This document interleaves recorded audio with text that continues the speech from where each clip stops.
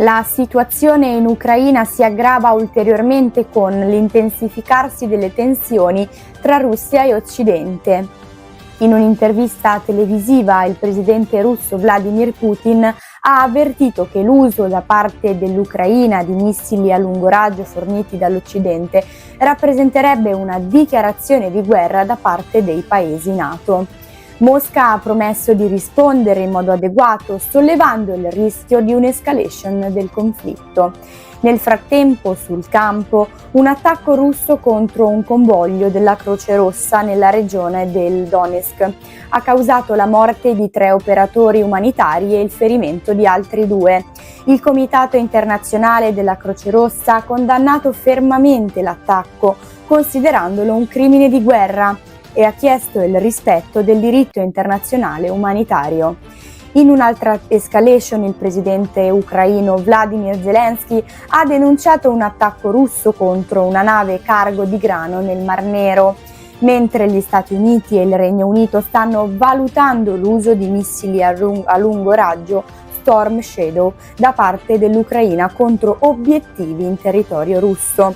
Questa mossa potrebbe aumentare il coinvolgimento occidentale e portare a una reazione imprevedibile da parte di Mosca. Contemporaneamente l'Iran ha convocato gli ambasciatori di alcuni paesi occidentali in risposta alle accuse di fornire missili balistici alla Russia per l'uso in Ucraina.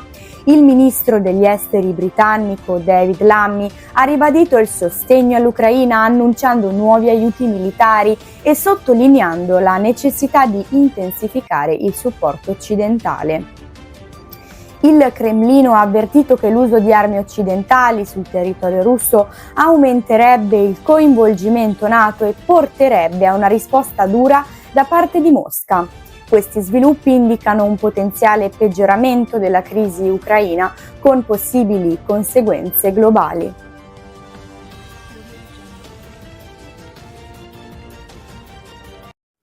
Ieri sera, intorno alle 23, un incendio devastante ha colpito un emporio di articoli cinesi in via Ermenegildo Cantoni a Milano, causando la morte di 3 giovani di nazionalità cinese, 2 fratelli di 17 e 19 anni e un 24enne. La tragedia ha scosso profondamente la comunità locale e ha chiesto un intervento immediato da parte dei vigili del fuoco, che hanno lavorato tutta la notte per domare le fiamme e mettere in sicurezza l'area. Sul posto sono giunti anche i soccorritori del 118 e la polizia locale. Le indagini sono in corso per chiarire le cause dell'incendio e non è esclusa la possibilità di un'origine dolosa.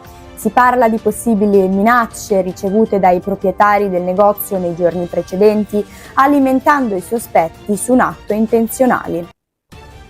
Le forze dell'ordine stanno esaminando la scena per ricostruire la dinamica esatta dell'accaduto, valutando tutte le piste, comprese le riprese delle telecamere di sorveglianza e le testimonianze dei residenti. L'evento ha sollevato forte preoccupazione, richiedendo un'indagine approfondita per far luce sulla tragedia.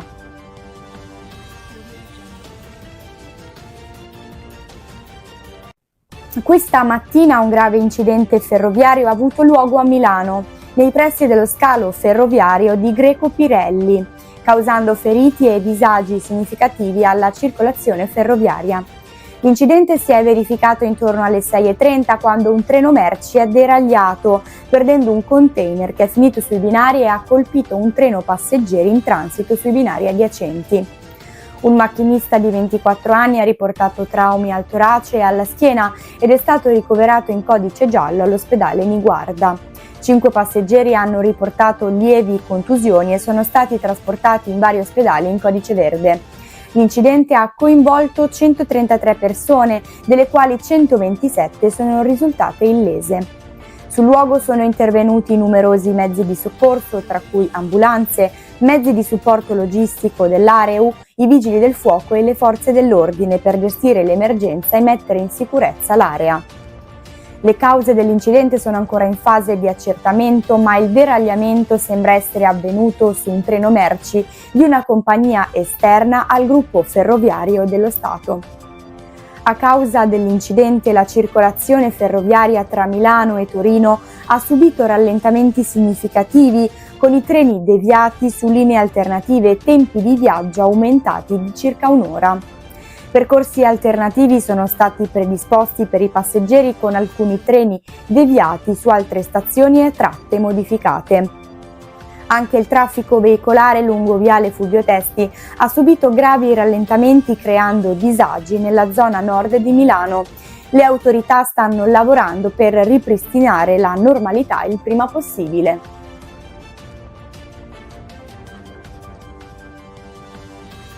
Giovanni Parlangeli, esponente di spicco del clan mafioso tornese padovano e latitante dal maggio 2023, è stato arrestato dalla Polizia di Stato all'alba in un casale di campagna tra Taviano e Racale, in provincia di Lecce.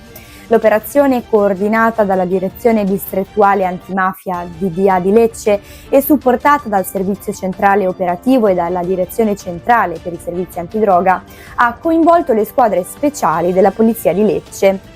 Parlangeli, nato nel 1981 e già pregiudicato, era destinatario di un'ordinanza di custodia cautelare in carcere emessa dal Tribunale di Lecce su richiesta della DDA.